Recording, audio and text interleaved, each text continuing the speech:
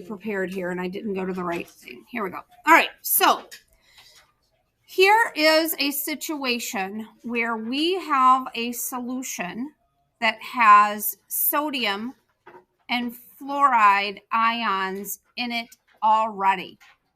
Okay, so this is kind of like one way for you to kind of think about it isn't with this, but think about like if you were trying to mix something into seawater, right, that already has sodium chloride in it, and you wanted to see how much of something was going to dissolve. You've already got salt in there, okay? So when you do these, you have to look and see how much of this fluorine is already in there, because that's going to impact how much of this stuff can actually dissolve, because you've already got some of it in there. Okay, so it's already taken up space. Okay, and probably not, volume is probably not the best thing to use for that, but you can get kind of a visual in your brain. There's already some of that in there, so less of this is going to dissolve in there than it would if it was just pure water, because we've already got some of this in there affecting it. Okay, so we want to find our X value here. They gave us the KSP. We want to find X here. Okay, so we've been looking for X. The solubility, when they talk about solubility, that is what we're talking about in terms of the calculations that we've been doing. All right, so let's look at this equation here. When we have this equation, we have our solid on this side. And the idea is that solid is going to be soluble. So we're going to break down and we're going to form these things when it is dissolved in this solution. Okay. So we are going to form an X and we are going to form a 2X here.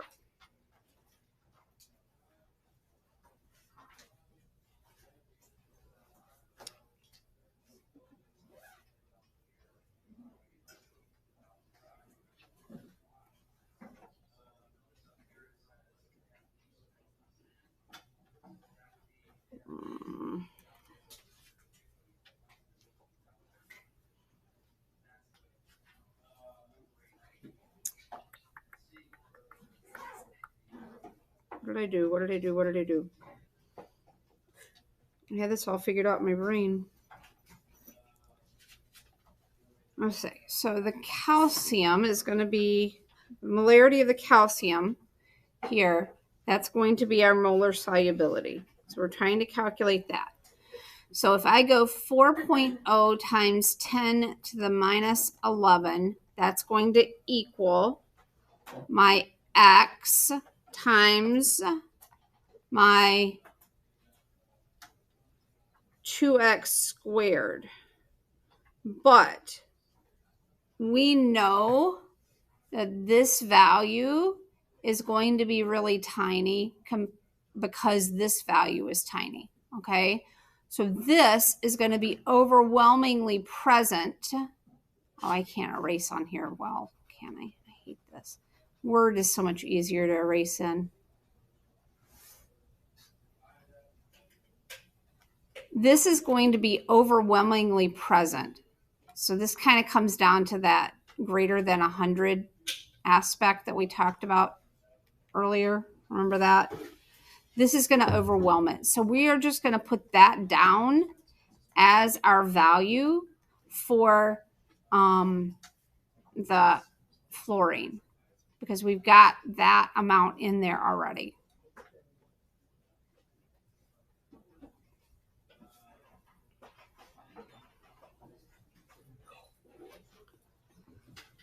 So then when you solve for X, you're going to find that only this little bitty amount will be able to even dissolve in there, because this has overwhelmed it already.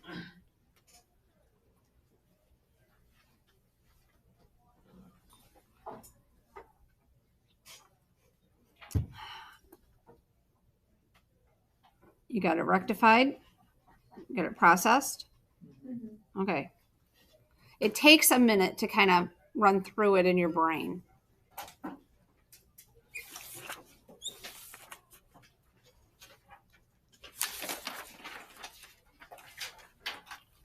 All right.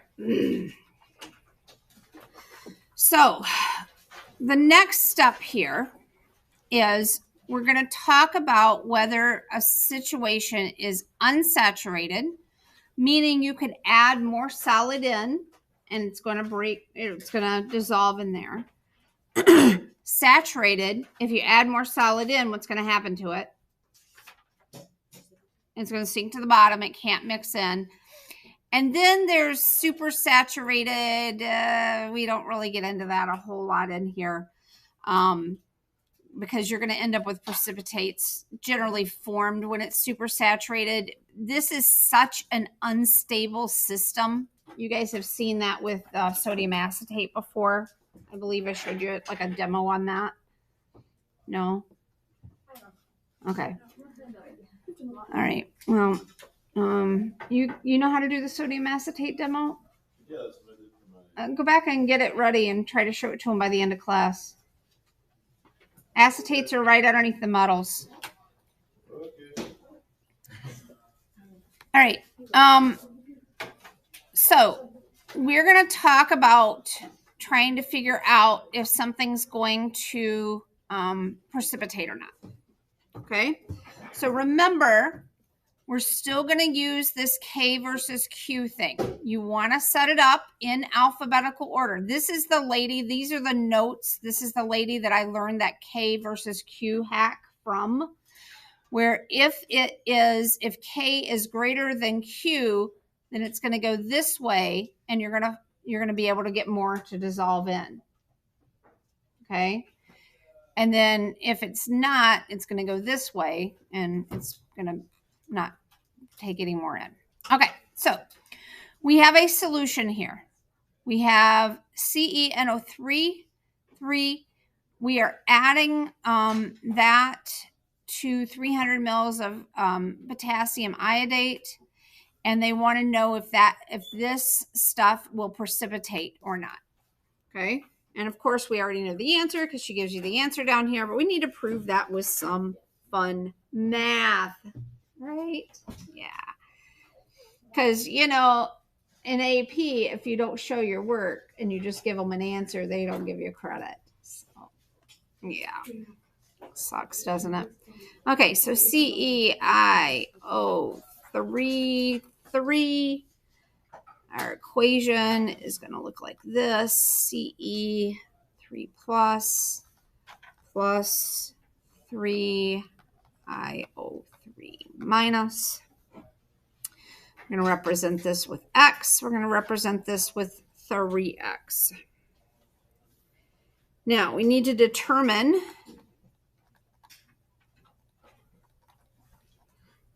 the moles of each.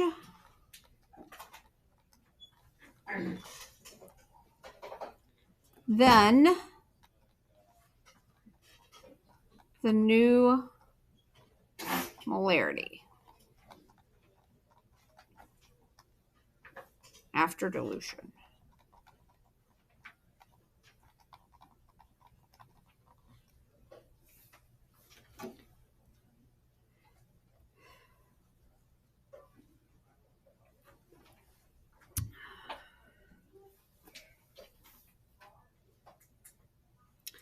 All right.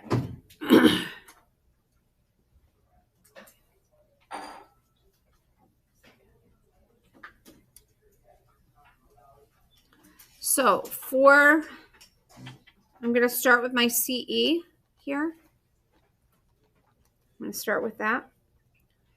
I had this molarity, right? If I take that molarity and I multiply it by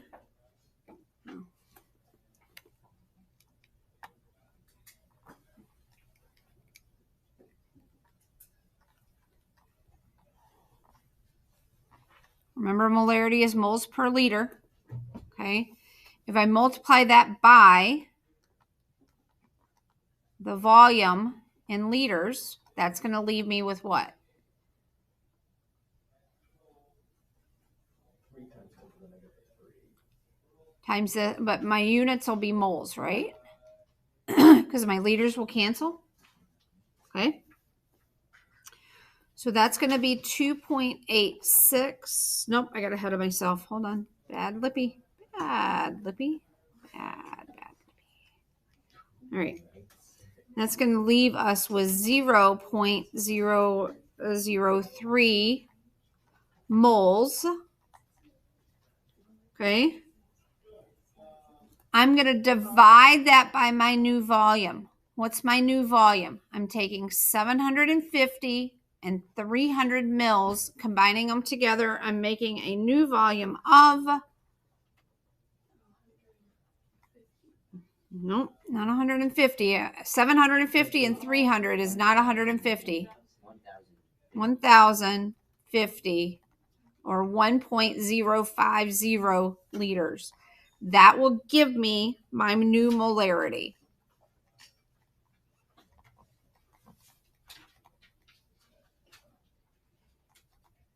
That is the molarity of the Ce3 plus. Now you do the next one down here and do the same thing. Do it for the iodate. Excuse me.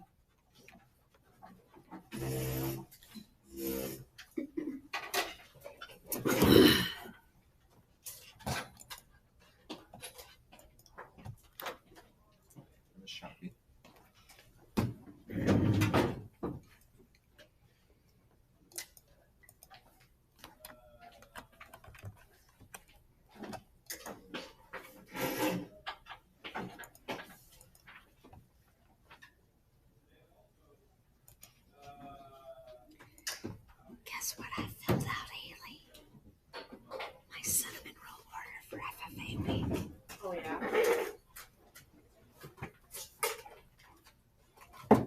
I can't turn down a Wedge's cinnamon roll. Oh, and last. Huh? Macy got that on the like that. We literally, that's where I came from, was our meeting talking about that. I love cinnamon rolls for Wedges. Okay, that is.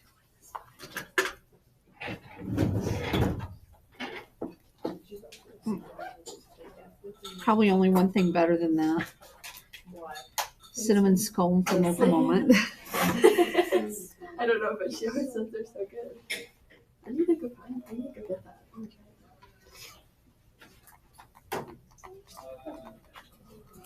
Is this what you got for your molarity for?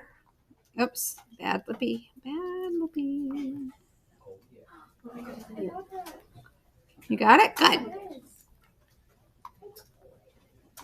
There we go. I got it fixed now. All right. So we got our molarities, right? Everybody's cool with that? What I did was I took the original molarity of the KiO3, okay, times 10 to the minus 2. I multiplied it by the volume, which was 0.3 liters, and that's how I got that value. Okay.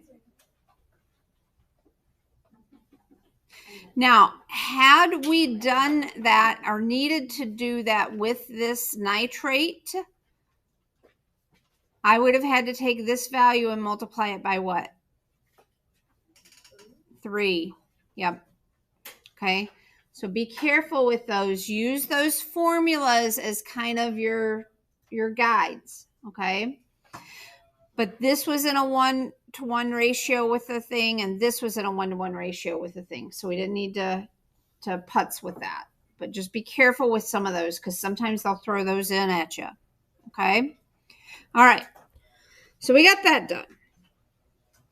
That was our first step. The next step then is we are trying to figure out if this is going to precipitate. So we have to figure out what our Q value is. Okay.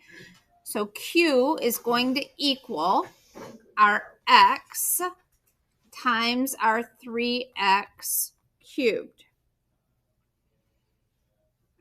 No, not 3x cubed. We already have that value. We don't need to, we have our x value. We don't need to multiply this by 3 because we already have the value for it. Okay. So maybe I should just write down, instead of that, maybe I should write down this. Maybe this would be more effective. Our molarity of our Ce3 plus, I probably won't square brackets for this,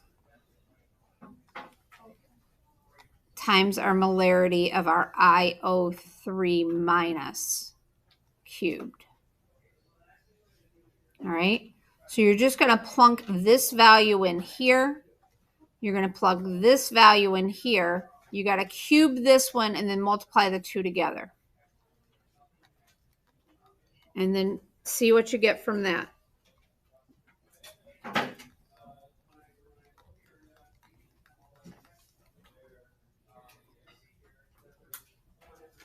Yes?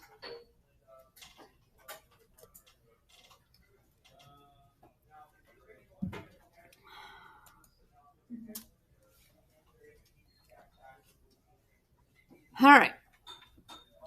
So we've got our Q value now. We have our K value. So we're going to do our K and Q. Remember, list it in alphabetical order. A lot of the places, if you go and watch other people's notes on this, they always list the Q first. But you can't use my little hack if you list the Q first. So K, Q, alphabetical order. So I'm going to write down my K value from up here, which they gave us right here. 1.9 times 10 to the minus 10. Q is 5.33 times 10 to the minus 10. These are both the same exponents, so all I have to do is look at the front value, and I can see that Q is greater than K. That means that it's going to run this direction. It's going to form more of the solid, which means that it will precipitate. A solid is precipitate. They're the same thing. Do you need me to repeat all of that so your brain can get it? Everybody's good? Okay. I'll give you a second to process that and get that written down.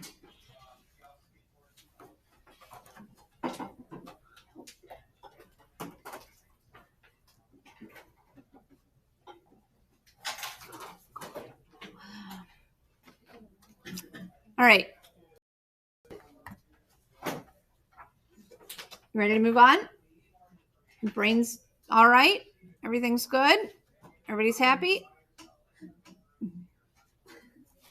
If you're not, talk to me now before we move on.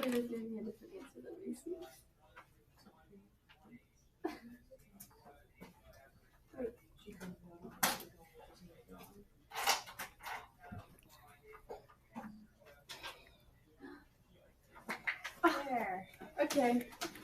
Good? Yes. Okay.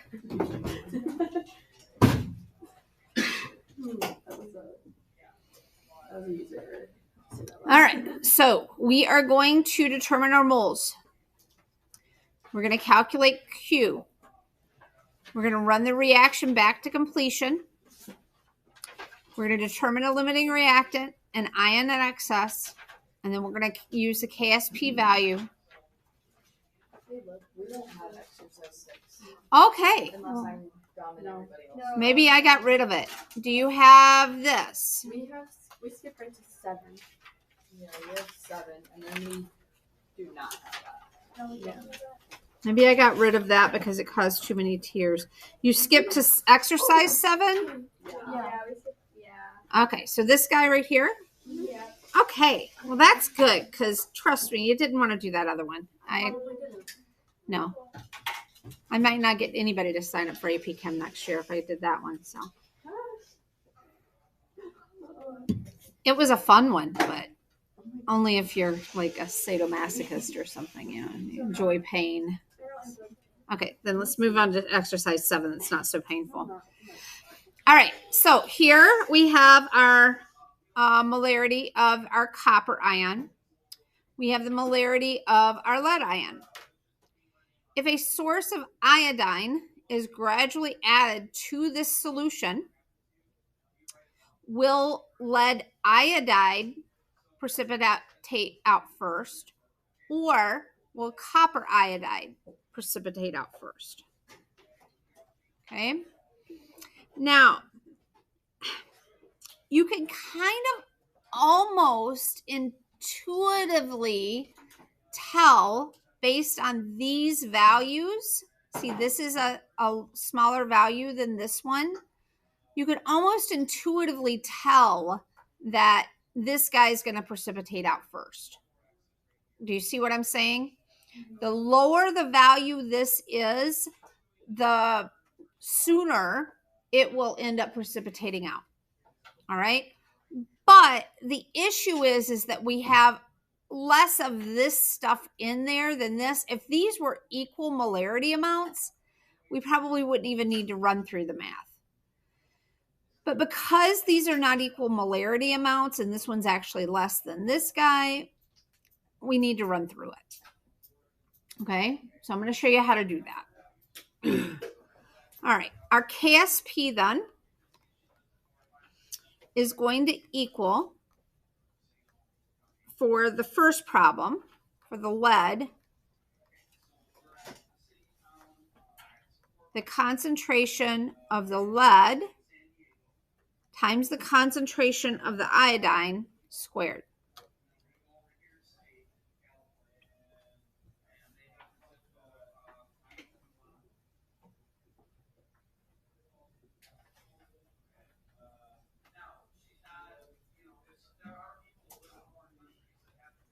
All right, so my KSP they gave us was, for this one, 1.4 times 10 to the minus 8. They gave us our lead concentration. We can get that from right here. So that is 2.0 times 10 to the minus 3. And then we've got to figure out what our iodine is. That's going to end up being a square.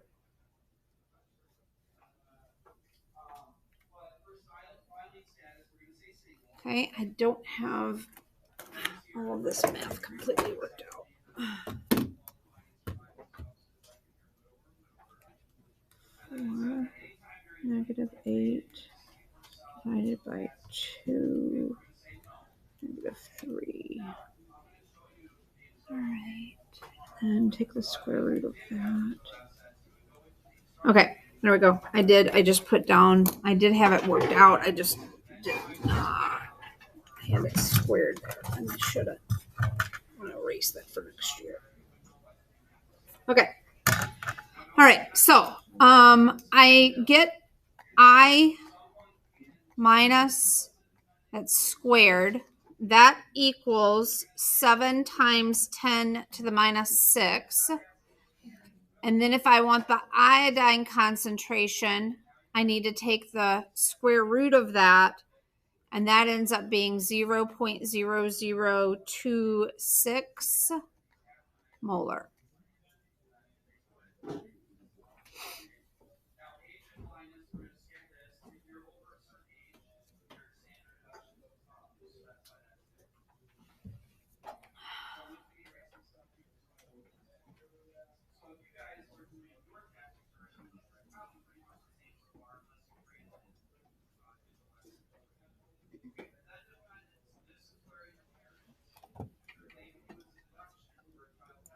All right, everybody good with that?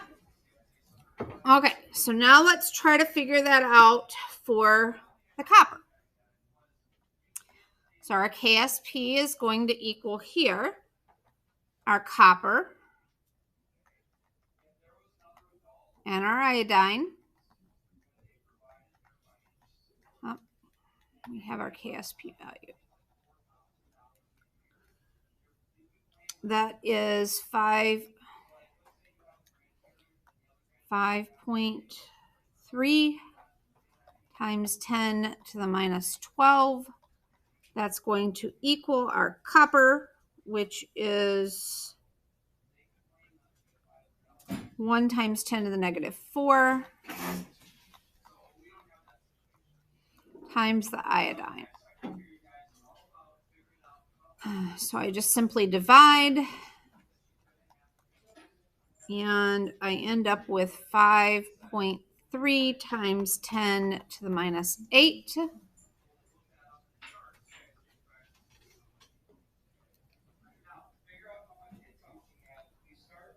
So this then ends up precipitating out first, because you just need an excess of this amount to make that happen. So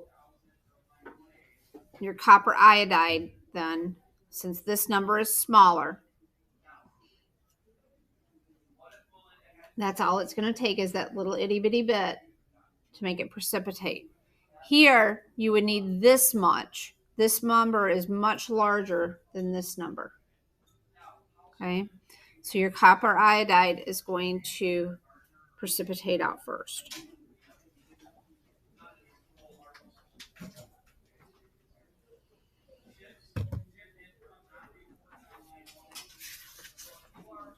I think that's it for her notes. Now we're going to move on to common ion effect. Is that right?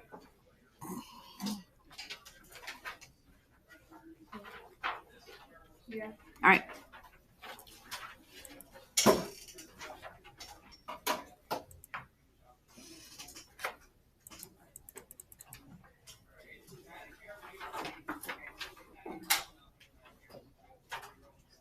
Yes, honey. Okay.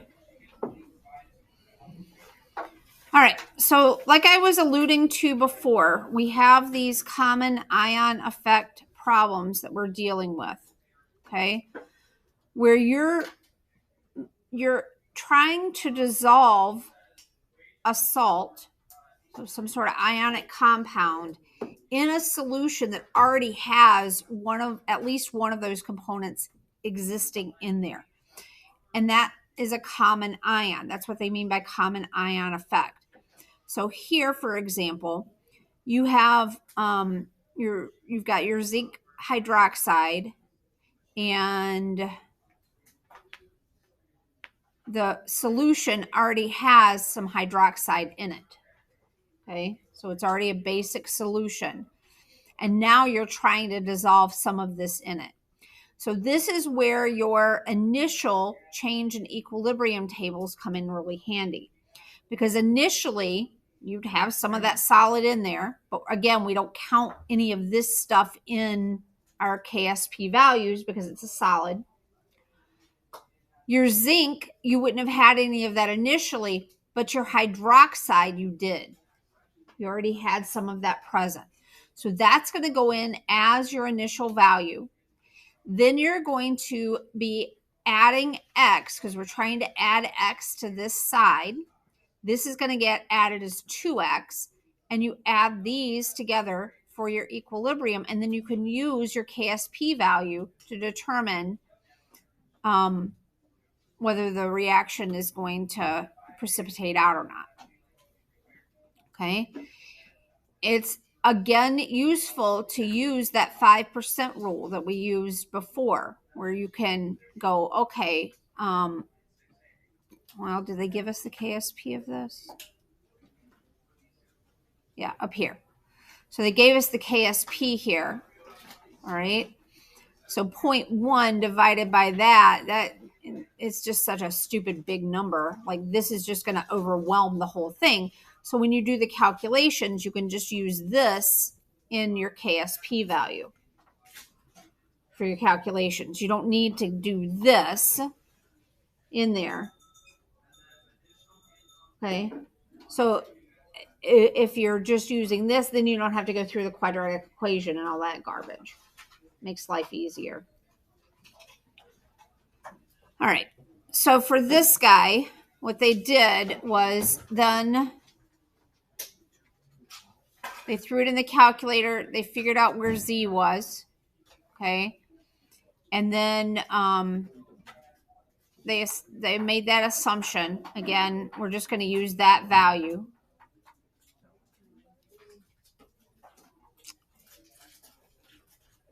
So they were able to determine what X is. So X was this. That's the molar solubility of it.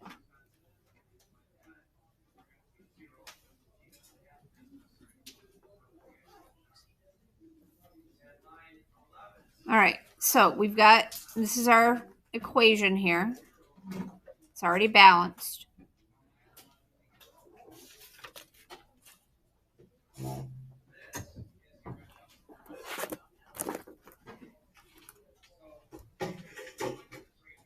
We have 0.2 for this. I got that from right here. This is in a 1-to-1 ratio. One calcium nitrate, 1 calcium. Okay.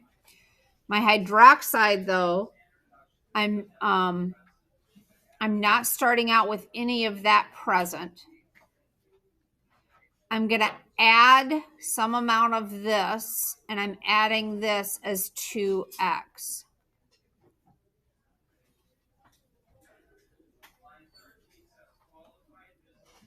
This value compared to 0.2 is going to be so stupid low, it's not going to affect it. So I'm just going to put down 0.2 here, and I'm going to put down 2x here.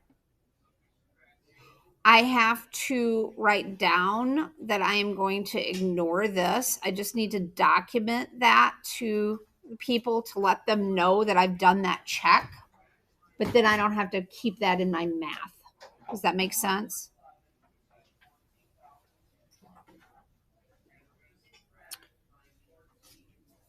So then I'm going to go through. I've got 1.3 times 10 to the minus 6 equals 0.2 times 2x squared. And then just do my algebra, solve for x. X equals 0.0013 molar. And that's going to be the molar solubility of this guy. So that is the molar solubility of calcium hydroxide. And you are going to go home and you are going to watch the little Scan Me video that's there. You're going to do that, and then you're going to do 712 for homework tonight.